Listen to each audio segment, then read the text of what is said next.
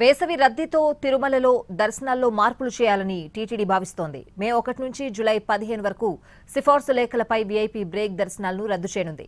Protocol పరిధిలోని వారు స్వయంగా విచ్చేసిన సమయంలో మాత్రమే బ్రేక్ దర్శనాలు కల్పించనున్నారు. తిరుపతిలో సర్వదర్శనం భక్తులకు జారీ చేసే టోకెన్లు కూడా రద్దు చేయాలని టీటీడీ భావిస్తోంది. వైకుంఠం క్యూ కాంప్లెక్స్ నుంచే సర్వదర్శనం భక్తులను దర్శనానికి అనుమతించనున్నారు.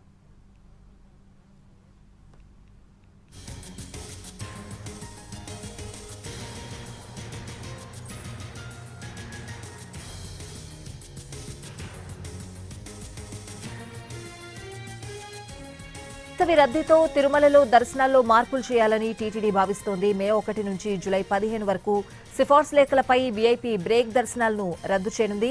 ప్రోటోకాల్ పరిధిలోని వారు స్వయంగా విచ్చేసిన సమయంలో మాత్రమే బ్రేక్ దర్శనాలు కల్పించనున్నారు. తిరుపతిలో సర్వదర్శనం భక్తులకు జారీ చేసే టోకెన్లు కూడా రద్దు చేయాలని టీటీడీ భావిస్తోంది. వైకుంఠం క్యూ కాంప్లెక్స్ నుంచే సర్వదర్శనం భక్తులను దర్శనానికి అనుమతించనున్నారు.